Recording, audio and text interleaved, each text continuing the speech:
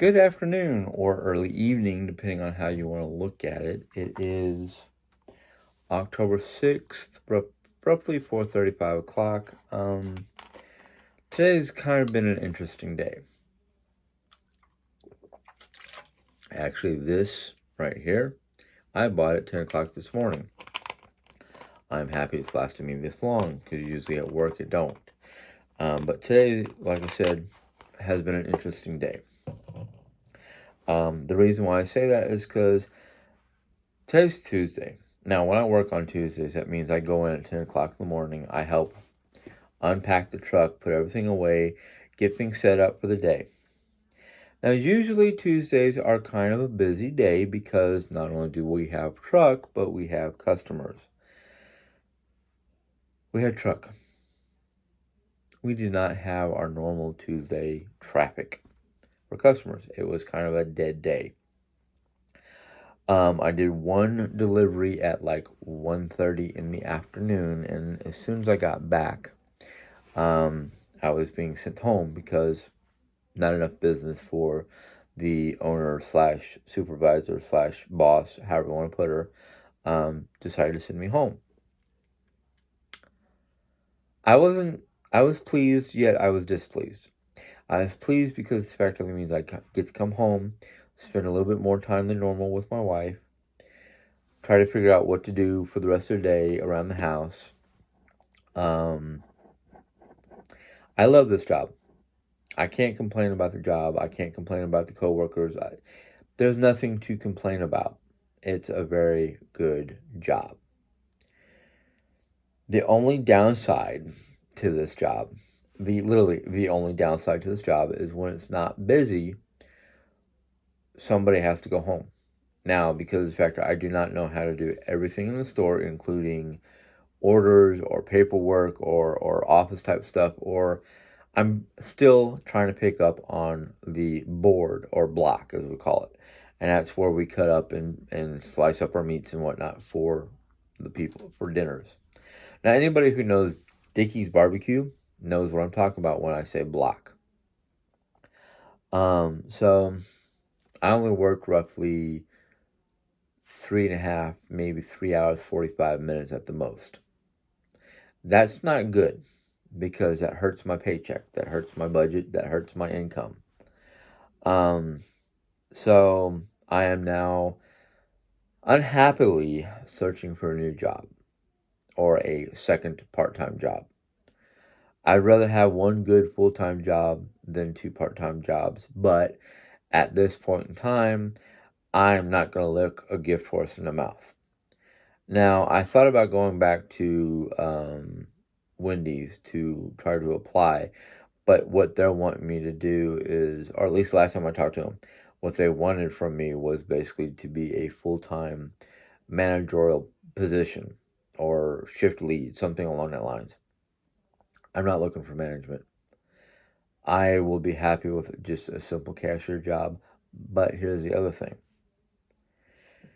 And I'm going to have to basically, I might have to bite the bullet or try to claim some legitimate reason for not shaving.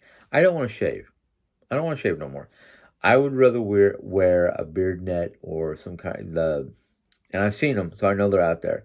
Nets for people who either A, don't want to shave for religious reasons, or B, can't shave because of skin issues, which, yeah, I do have skin issues. If I do shave or shave too much, and right now because of my age, in fact, my beard hair is growing as fast as I'm losing head hair. It's like it's shrinking here but growing here. Um, so it's kind of like, yeah, if I shave more than once a week, I break out. My skin becomes red and irritated and just blistery and just, I'd rather not have to shave anymore.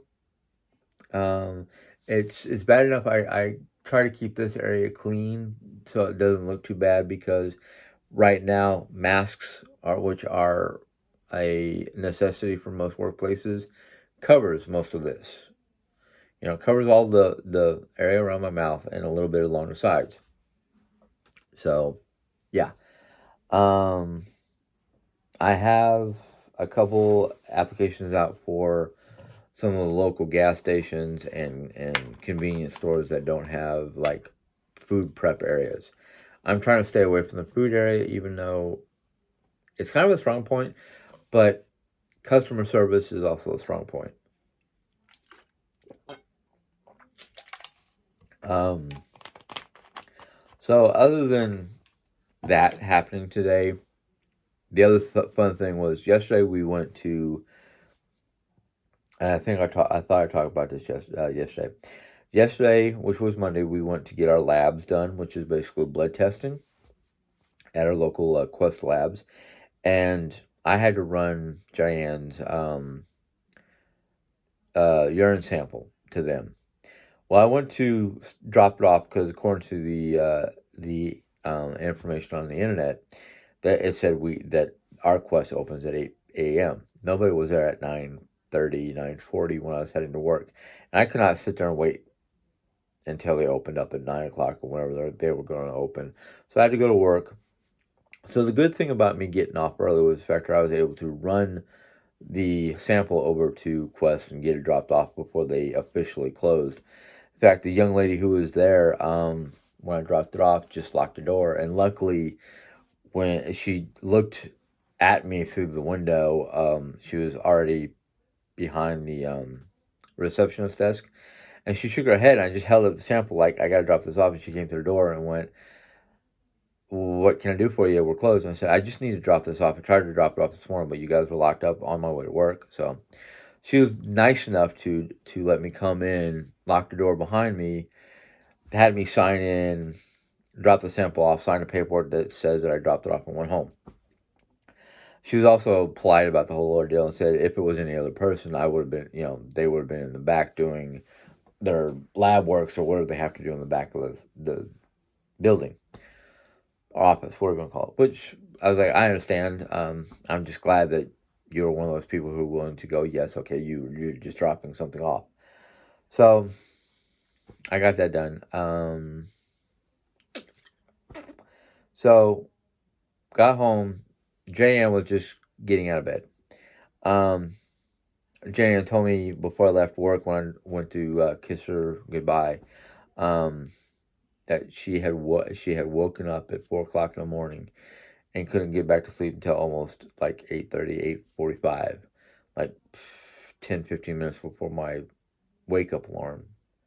I have two alarms set in the morning. One to wake me up so I get up, get something to eat, and if I've got time, I go back to the room and just sit up in bed and look at my phone. Then I have a secondary alarm to basically say it's time to get ready for work. Because if I ever get up earlier than my first alarm and come in here and do whatever or go do something on the computer or whatever, I might lose track of time. So if I don't have that second alarm, it's either A, it wakes me up to say get ready for work, or B, it's like it's time to get ready for work. So yeah, I got home, told her the whole situation about what happened at work, why I'm home early, the whole 9 yards, and she. It's not that she demands anything from me, but I sometimes come home and surprise her with a McDonald's coffee, the way she likes her coffee from McDonald's, or something along that lines. And I told her, no, hun, I was in a rush just to get to Quest Labs and I told her my story. So we came out, we got lunch, basically my lunch, her breakfast. Of course, what she had for breakfast, I wouldn't eat for breakfast. Basically, what we had for lunch was leftover pot roast from Sunday. Yeah, Sunday we did the pot roast. Yesterday we did cracked chicken, or cracked chicken as they call it. I'll let Jerry Ann tell you the story behind it if she puts that on her video. It was two recipes of hers. Well, actually, the pot roast was a recipe we found in the diabetics instant pot recipe book that she got. Okay, now that I'm done with my soda, it will be water the rest of the night. Sorry, I dropped the bottle cap. I don't like leaving those on the floor because I've stepped on one once and it wasn't fun. But tonight we decided to do fend for itself because we've got leftover pot roast, we've got leftover cracked chicken. Last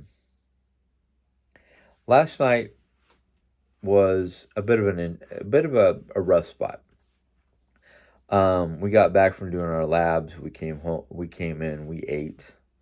I made the Nordic style omelet, which is basically, it's not. I call it Nordic style, but it's a real simple recipe. It's basically you take a tablespoon of rolled oats, basically old fashioned or rolled oats, and you put them in a skillet with some olive oil. You let those cook until they're nice and golden. Then you take scrambled eggs, pour it on top of that, let scrambled eggs cook, and put two slices of ham and a slice of cheese. I like using Havarti because it's easier on my stomach. And you basically make yourself an omelet. So it was simple. It was simple breakfast. But I think because of the factor, when we got home from the labs, neither one of us was really hungry, and we decided to do her own thing for a little while. She went into her craft room and vlogged. I came in here and vlogged. And then we ate. And I think we waited too long because the rest of the day, I wasn't feeling good. It's a combination of joint problems, and I think it was because the weather lately has been changing and fluctuating from a low of 40 to a high of, today's high was about 77. So I think part of my problem yesterday was the fact of barometric pressure, which I've learned affects me.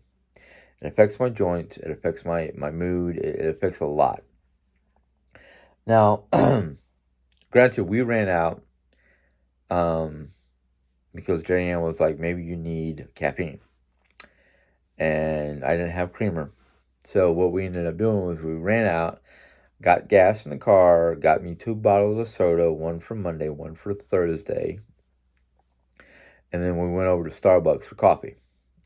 She got her usual coffee. I got myself a chai tea latte. And I like those cold. And it made my joints and whatnot feel a little bit better. So maybe it was a caffeine deficiency. I don't know. But my stomach started getting to me. And I love the cracked chicken. Don't get me wrong. I love it. I mean, the reason for the whole name is because it's one of those things that you just can't get enough of. Well, I had some of the cracked chicken, which is basically chicken breast has been cooked, shredded, and then soaked or cooked some more in a cheese sauce. Now, I know me and cheese don't really get along, but my stomach was already feeling a little iffy. And I ate the 2 sandwiches. They were basically on little dinner rolls. And I was going to get some more on top of brown rice. And as I was starting to get some more, I felt like a wave of nausea. Just like out of nowhere. You just like, ugh. You know, not like I was going to get sick or just, it just, my stomach was like, the way I described it to Jerry Ann when we talked about it later in the day, because she got upset about it, we're both very sensitive to certain things right now, still. But we talked about it later after we both she calmed down and I started feeling a little bit better. As I told her sorry, my nose today is all of a sudden getting a little stuffy and I'm getting froggy, tightness in the throat. As I told her, I don't know what it was, just it came out of nowhere. It felt like a wave of just, I felt dizzy. My stomach felt uncomfortable. And granted, before we talked, I had gone to the restroom and whatnot. And the way I explained to her was like my gut felt like it was tied in knots, and my stomach literally felt like it was being blown up like a balloon. Like I was just getting like tightness in the actual stomach, while the intestinal region felt like it was in a knot. So it passed. So I don't know we don't know what exactly happened. It wasn't one of those, oh God, we need to run to the hospital deal because I think I'm going to die. No, but that was yesterday, and today, like I said, today was one of those not so busy days. Got sent home early. Came home, ate lunch, sat down on the computer, and started filling out applications or checking applications I filled out Monday on Indeed. Because it's either A, I need a full time job that's going to pay me good, or B, I just need another part time job for the evenings. Preferably not the overnights, because I don't want to do one of these things where I had two almost full time, one part time job where I was working almost 16-hour days when I was doing both jobs during the day, both jobs in one day, where I would do my job, my overnight job, come home, get maybe 3-4 hours worth of sleep, jump back up, go to work a couple hours, come home, eat something, maybe get another 2 hours worth of rest, and then go to my other job. That was not good. I do not want to do that again. That was just like, oh no. Nope, nope, nope, nope. I can't. I couldn't handle it physically nor psychologically anymore, and it would really, really, really screw up my best. Well, I don't want to say best attempts because I'm doing a fairly good job, but it would take me off track of what I'm trying to do for a healthier, positive lifestyle. That and the fact that Jerry would have issues of her own that I would have to confront or deal with on a excuse me, on a regular basis. So that's basically my update for the day. I do have actually two things I want to talk about. One of them is it's going to be very brief because factor I laughed at it. I had somebody make a comment and I took the comment off because I was just like, really. Um, this person, and I don't remember who it is, used a word that I don't use it often, and I don't think of myself as a hypocrite. That was the word they used. They called me a hypocrite, and I just kind of went, "What? In what way?" Um, I should have left a comment there, and I should have asked what the person meant as, "In what way am I a hypocrite?" Now, anybody who might have the same opinion, do me a favor. If you are gonna call me a hypocrite, demonstrate or tell me in what way I'm being hypocritical. Um, the other question that I wanted to address was I can't remember the question or the comment off the top of my head. Oh, no, it's not that one because I don't want to talk about that one. That one is just like the whole political aspect of that question was just kind of no. I'm just gonna address it on the comment. Oh, I'm not gonna use the person's name, but they were talking about how they enjoyed my Bible chat and the fact of how it's encouraging and uplifting and whatnot because they have struggles of their own with their with their faith and whatnot. Um,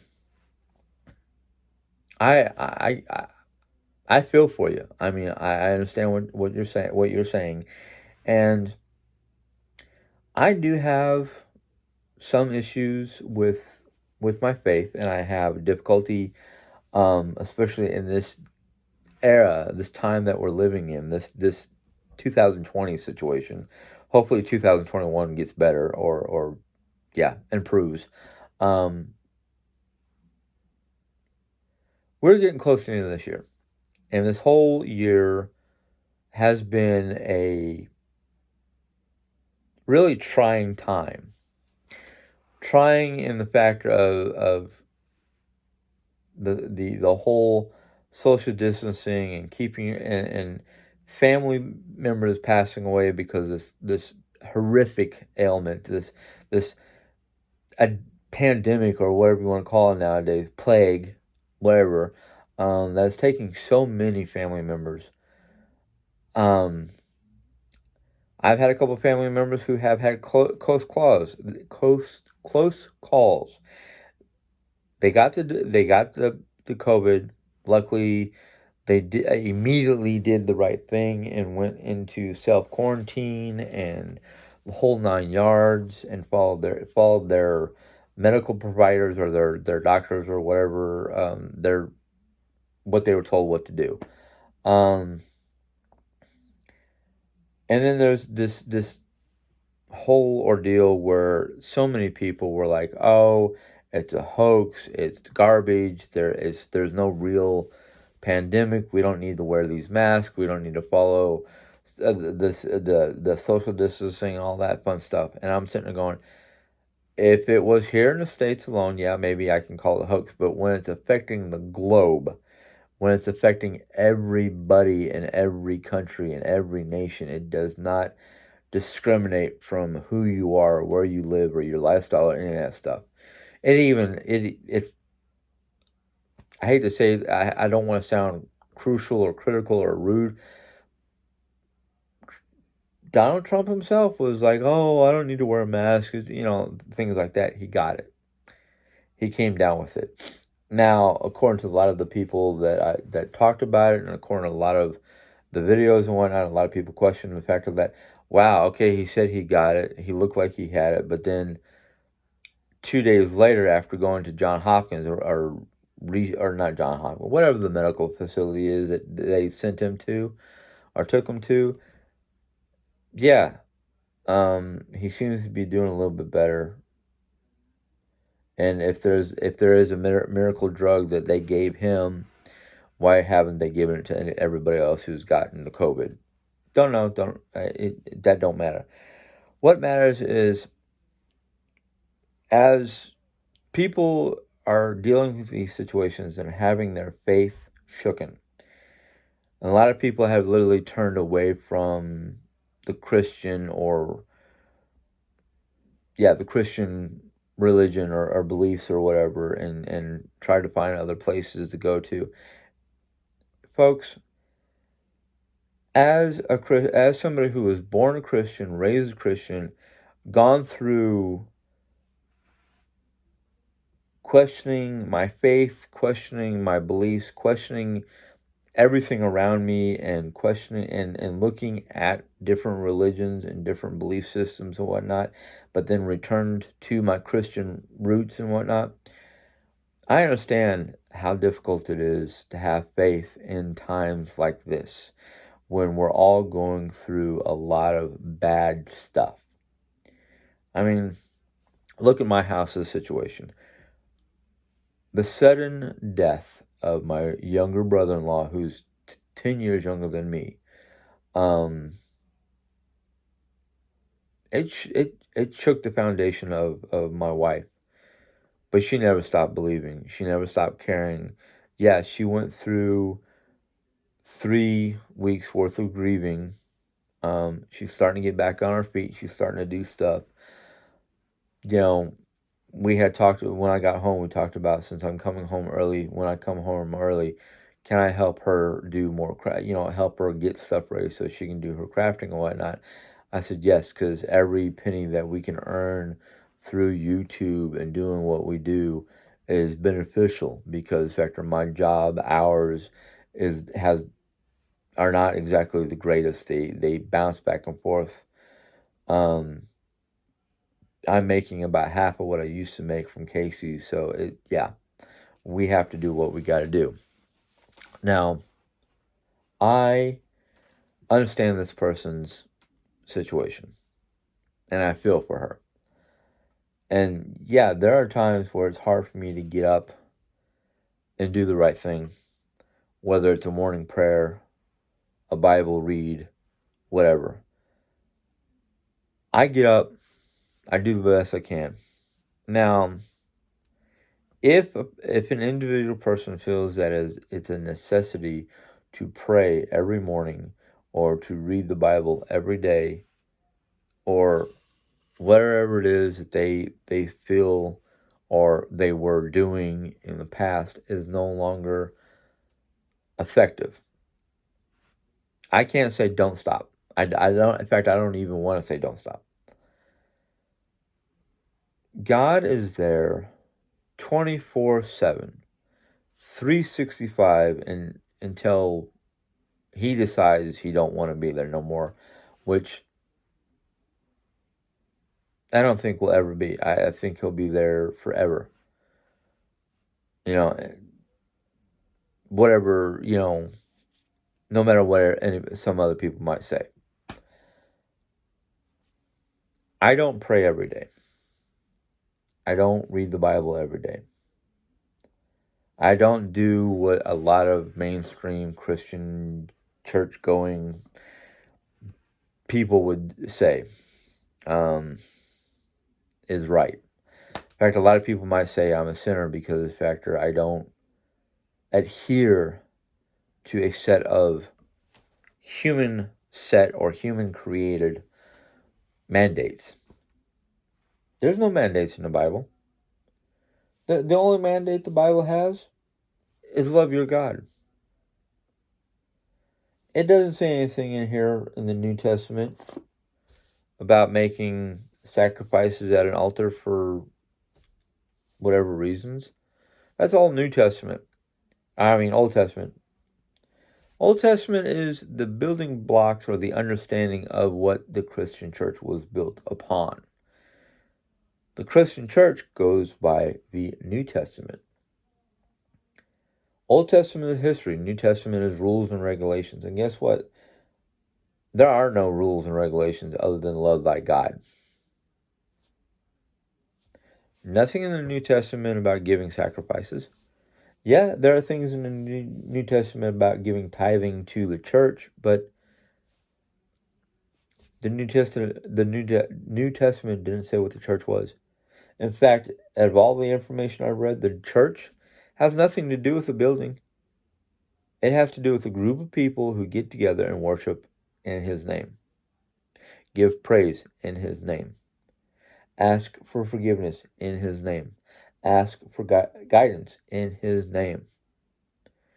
There's nothing there about a building. And most of the time, the tithing usually got turned around and was given out or donated out to those in need. Usually the downtrodden, the hungry, the weak, the poor, the orphan, the widow. Nothing about keeping it in a bank. Nothing about using it to build new parts of a building or new churches. The church is not even a building. The idea of the New Testament church had nothing to do with an actual building. It had to do with people getting together and worshiping in His name. And that's probably one of the reasons why I have trouble going to an actual physically established location. Because if I can have church in my home, I'm going to have church in my home. If my neighbors call me over and say, hey, you want to have church? I'm going to go have church.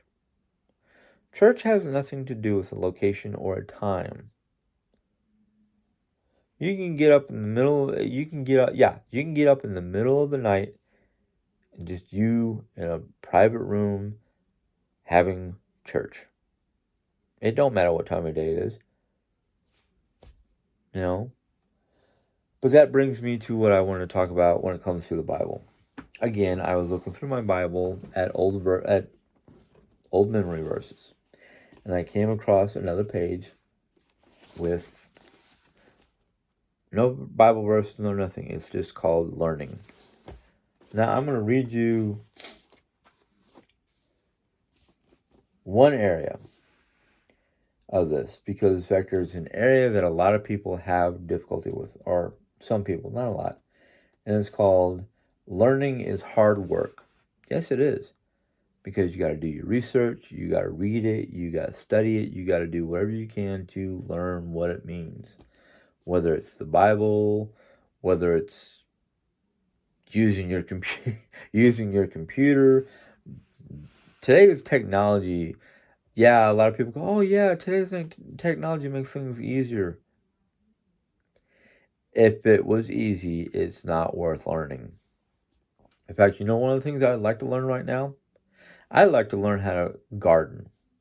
I'd like to learn how to woodwork. I would actually like to learn how to do some metal smithing. Am I going to get the chance? Don't know. But those are hard. That's hard work right there. That's not a simple, oh yeah, let me push a couple buttons. Okay, everything's programmed into the computer system. The computer can do it by itself. What? That's not worth it. Why? Why would I allow a machine to do something that if I don't learn it and keep this thing up here working, what's going to happen?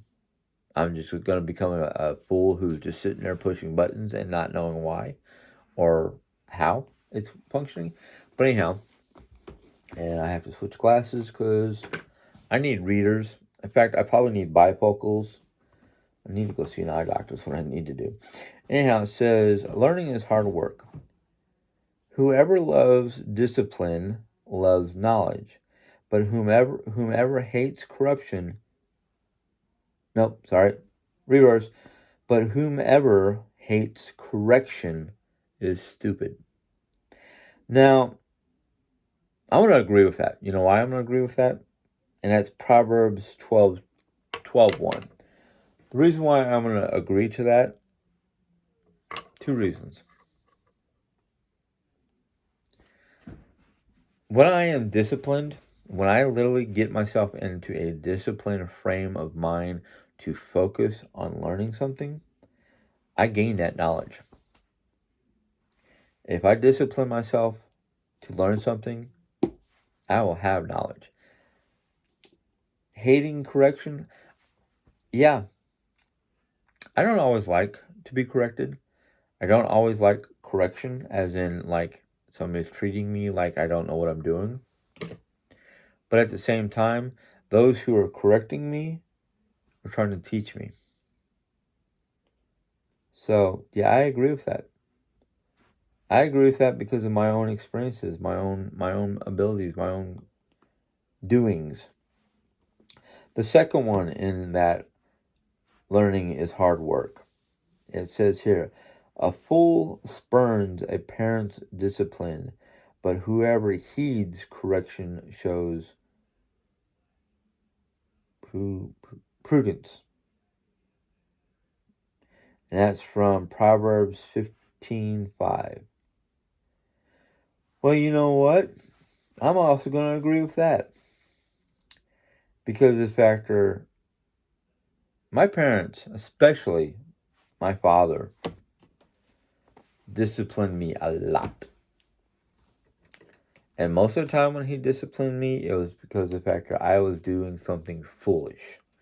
Either A, I wasn't listening to my mom, B, I wasn't listening to the rules and regulations, or C, I was acting up. I was acting like a spoiled little brat. And my father, because my mom had a hard time disciplining me for one reason or another, but my father was the disciplinarian. And he had his ways of disciplining. And anybody who's grown up in the 70s, especially in the 70s, maybe up until the mid 80s, knew what a paddle or a belt or a big firm hand felt like when you were getting spanked. A lot of kids nowadays, these newer generations, between the Gen Xers and the Millenniums, I have to tell you, y'all need a little bit more discipline, because I have seen plenty who were born in those generations who had very little to no actual discipline act like a bunch of fools. No respect, no dignity, just outright fools. And I fear for this the newer generations, because of the fact of the lack of discipline and the lack of being taught the hard way, not the go in your room and play Xbox, or, you know, just being put into their rooms, whether they had Xboxes or TVs or whatever in their rooms to play with. I I didn't have a game system or a game console until Commodore and Atari back in the mid to late 80s. I didn't have a game system. I didn't have a computer system until the late 80s. And even that was one of those, what we used to call it, trash 80. Um, didn't have an IBM system until 89, 90, whenever they first started coming out with the floppy disks. Um, I'm about 99.9% sure if my father was still alive when we had one of those systems, and I started being basically misbehaving. Um, there wouldn't be, oh, go to your room. The computer wasn't in my room; it was in the downstairs main part of the house. But still, it wouldn't be just go to your room. It would be like, come here, bend over. You're getting a paddling. You're getting a spanking. Um, so yeah, if you have grandkids, little kids, if you're still, a parent without grandkids, I'm not telling you to spank or beat your kids, but whatever discipline you decide to use, make sure it's firm, well understood, and well respected. I I saw a video once, and I can't remember where I saw it or who put it. It was basically on the network, on either Facebook or TikTok or one of those multimedia type systems, sites, whatever you want to call it, where the parent and a child was sitting in a room and they were discussing, and mom was trying to discipline the kid. And I said the kid was at least 8, somewhere in between 8 and 12. And the kid slapped the mom. And I just about went nuts just watching this, because it's like, I'm sorry. If I were ever to slap my mother, not only would I probably get my butt beaten by, if my father was still alive, my father or other family members. Um, Basically, I would not be able to sit down for a good long time. Um, but it's just outrageous how these kids nowadays think that it's okay to discipline the parent, which is kind of like, really, unless you're in your 50s and you're taking care of your 80, 90-year-old mother, um, even slapping would be not called for. I mean, I can understand you have to be. I've done it. I've never slapped my mom. I've had to be stern with my mom because of the fact that she was doing something that basically was harmful to me and her cat and even herself, because she's a smoker. And I was like, Mom, I can understand you smoke because of stress and whatnot, but if you're going to smoke in the house, be mindful, have an open window. Don't smoke in my. It's not like I didn't want her to smoke in my general vicinity, but I wanted her to be mindful of the fact that the smoke is harmful. And because I have bronchial asthma, it's even more so for me. But I would never raise my voice to my mom. I would never abuse her. So to watch this kid do that to his mother was just outrageous. But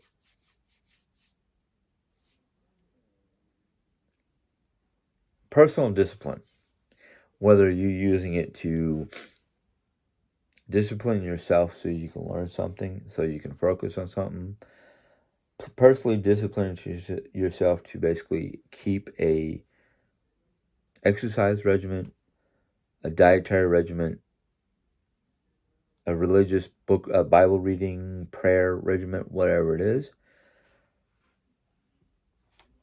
In our day and time, keeping focus on the good things, and this is something my wife reminds me constantly. Keep focus on what we have, on the good that is around us. I want to be personal now, which I'm probably been personal the whole time. I don't know, but I have food on the table, a roof on my house over my head, a bed to sleep in, a good loving wife, good family. There's a lot of things that I have that are positive. I mean, I'm gonna go into even deeper personal because after you people you got people. Uh Man, I'm sorry. You all probably don't realize that I have an older computer, an old IBM computer. Well, it's probably about 3 or 4 years old now, which in technical terms is a dinosaur because it's outdated. I have a laptop computer. Oh, actually, Jerry has a laptop computer. I have a Macintosh. I have an updated or up to date Mac Pro. I think it's called the Mac Pro. That both my wife and I use because it's got a lot of memory. So we do a lot of our YouTube editing and creations and whatnot after we record.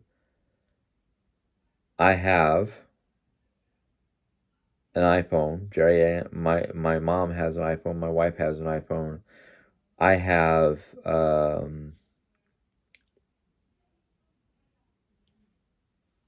IBM netbook or iPad. There we go, iPad. An iPad. I have a good car. Mom has a good car. We got more food than we can shake a stick at right now. Um, it's amazing how healthy food can like take up a lot of space. Um, then I have my game systems that I don't play games all the time, but I still have them. I have an old Xbox system. I have an Xbox One. I have a PS4. I have a hand me down given to us Nintendo system that I use for exercises because the it's got two programs for workouts and whatnot for exercise regimens. I mean, I have more than most people around me do. And I'm not trying to basically say I'm better than anybody else because I'm not. I've just been fortunate. I've been lucky. I've been graced from time to time with stuff. I have not bought anything new in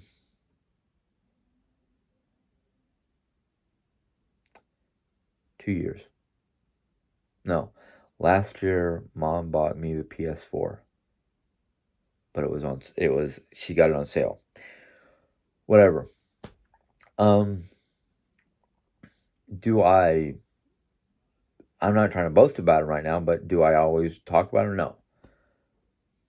But these are things that Jerry Ann uses to point out about how graced and blessed and lucky I am and all the good things that I need to be focusing on instead of all the wants and don't haves. Like, I would love to have my own truck.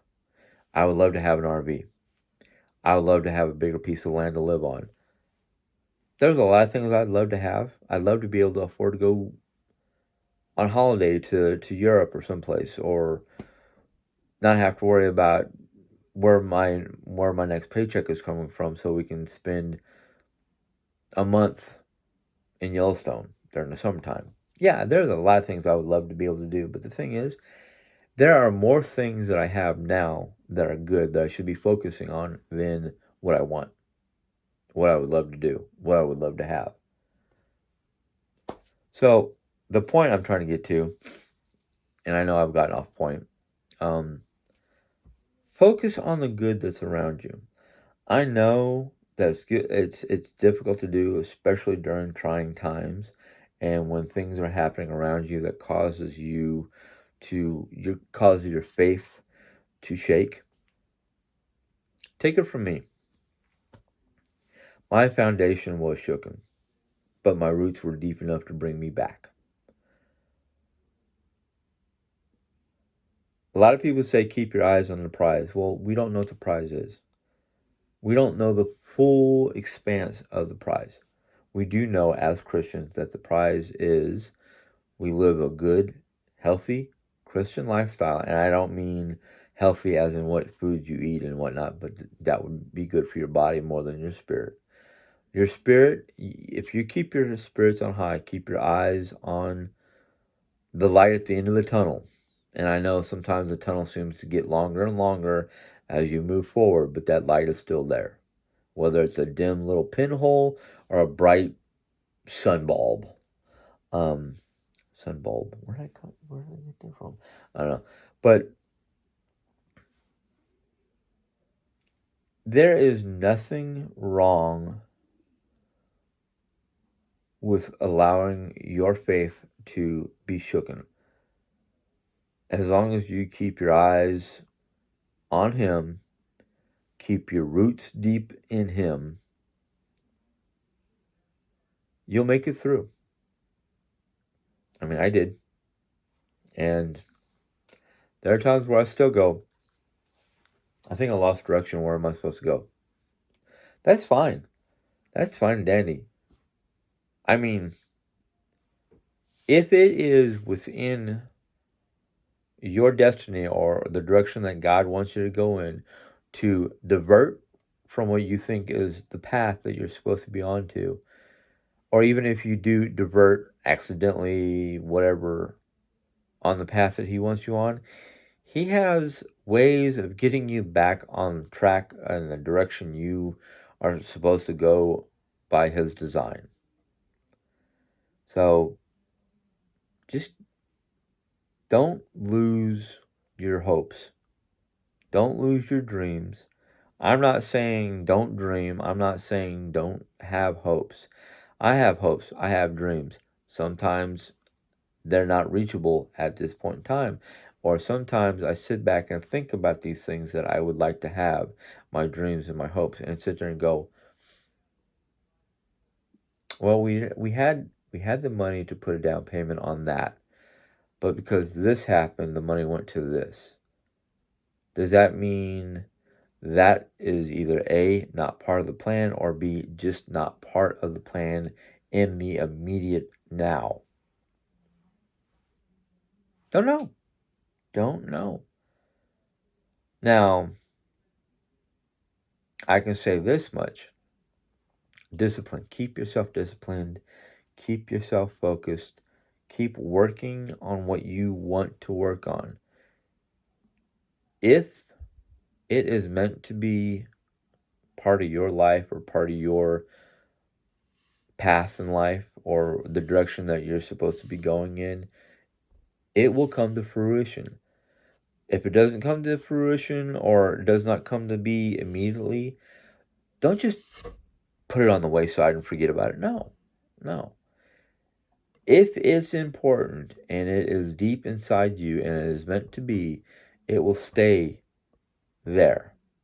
It might not be grasped or taken right away, but if it's one of the prizes in your life, if it's one of the goals that is meant to be, it will eventually come around. Or if it's not meant to be, if it's not supposed to be, if it's something that you're not supposed to have, you'll forget about it.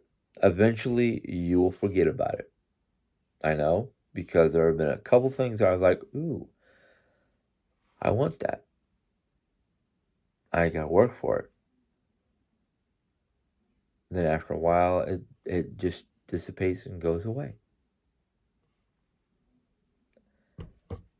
It's one of the many mysteries that is unsolvable. It's not understandable, but it's what it is. And right now, I think the best thing for all of us is not to worry about the earthly riches. Because right now, in this time and era, because of the pandemic and the economic issues and the human issues, the judicial issues, the justice for all issues, all those things, they'll, I don't want to say they'll work themselves out, because not always are they just going to go away, but especially the safety factor and the health factor. Focus on those. Focus on keeping yourself healthy. Focus on keeping yourself safe. All the riches of the world, you can be a Fortune 500 child or a Fortune 500 alumni person, whatever you want to put it, and have all the money in the world, and afford all the riches and all the glitter and gold and all the pretty things you want. Those don't matter, because they eventually tarnish, fade away, break down, crumble, turn to ash, turn to dust, rust, crumble apart, break down, however you want to put it. All the woes that can happen because of the factor that they're misused or misplaced, or just they're not important. There's a scene from one of my favorite TV shows now. It's from the TV show Vikings. Ragnar has just done sacking a British or English town, taking all the gold, all the valuables, all those things. Took hostage a bunch of the priests from the town, and he goes up to the one priest that he keeps as a personal servant. Ends up becoming friends and whatnot, and learns from this priest. And one of the things he says is, "Does your God love gold and silver? He must be a greedy God." No, the gold and silver wasn't for God. We all know that. The gold and silver was for people. But the point is, if gold and silver was so important to God, why is the planet not covered in gold and silver? And I don't mean covered in the fact that we have to go find it, but literally laying about on the ground for us to just walk by and pick up. Why? Because it's not important. It's not important. Granted, yeah, gold and silver is a great element. It was worth a lot of money. But you know what? Even the value of that gold and silver is diminished, is paled by the value of your human existence. Your human existence is more important to God than all the gold and silver in the world, all the gold and silver in the universe. So don't worry about the riches or the value of what you have or what you own or the house you live in, because unless somebody else is going to take over this house after you pass, unless this house around me, unless I have somebody who's going to take it after I pass or after I move out, you know what's going to happen? It's going to slowly crumble and fall apart and break down and collapse and basically become a useless pile of timber and mortar and brick and nail and plasterboard and wire. It'll be unusable. Oh yeah, you can probably salvage it for its base value, but it will be unlivable. You know, it's not important. What's important is what you are, not what you have. I can sit there and ramble on for hours telling you every little thing. I mean, literally break it down to the smallest chunk of incense I have, to my cars. And there's only two. It's my mom's and mine and Jerry's. Those things don't matter.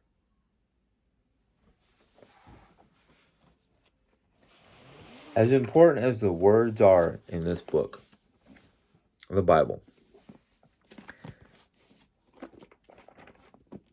all these pages, all the knowledge I can gain from this book, all the information, all the resources, in the end, if what's in there does not become part of you, the book itself is just paper and ink. Yeah, the words, the importance of the words, and the importance of the meaning behind the words, the importance of what it represents is important. But in truth, I have all these books, all these books, all the information, all the stories, all the fiction and fantasy, and all the stuff behind it. They're meaningless because all it is information to either entertain you or educate you. Especially, well, my Mary Summer Rain books are educational. The Harry Potter, Lord of the Rings, Twilight, um, Dragonlance. Those are entertainment. Mary Summer Rain has educational information. Uh, the history books on the Vikings,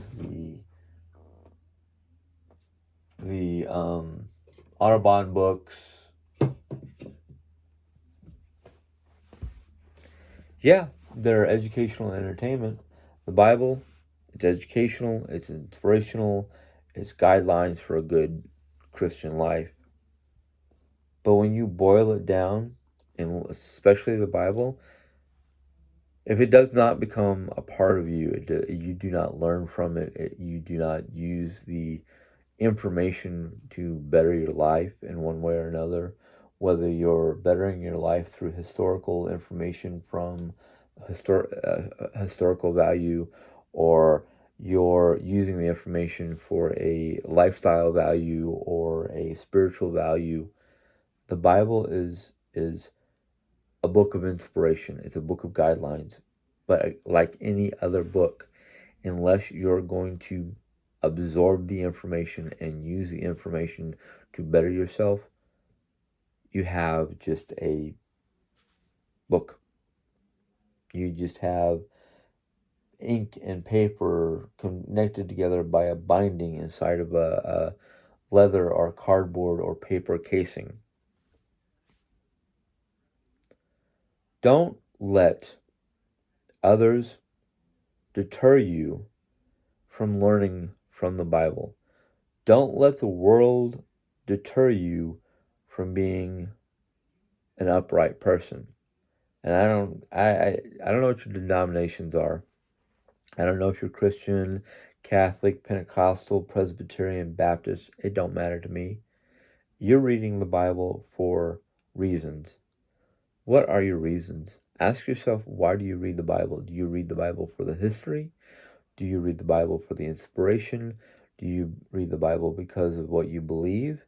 Are you reading the Bible because it boasts your spirituality, your confidence, your love for not only Jesus and God, but for mankind alone? And whatever you're reading it for, don't break it down. Don't try to scrutinize or separate what you want compared to what's in there or what is right and wrong, because right and wrong, it's in there, and most of it's right. It tells you how not to be wrong. It tells you what is wrong. But that's the thing.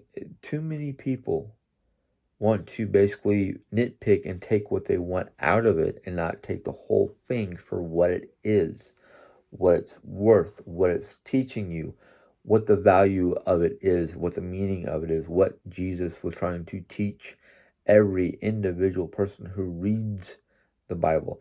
And don't just read it for the fact, oh, I'm just reading it because I got nothing better to do. No. If you want to read something because you got nothing better to do, there are plenty of other books to read. Anyhow, I've rambled on for an hour. Another long speech, discussion, however you want to put it. I should be trying to learn how to separate the vlog from the Bible stuff. Unfortunately, I don't. And I don't know if that's unfortunate towards you or me. But anyhow, I'm going to go ahead and get off this forum for the time being. I apologize for it being another long one. If you enjoyed this video, give it a thumbs up. If you have any questions or comments, go ahead and leave those in the comment box. If you're new to my channel and want to join, go right ahead and hit the subscribe and then the little bell that you can click on that will basically let you know, or have YouTube let you know when I put in a new video. Until next time, God bless and have a good day. Bye.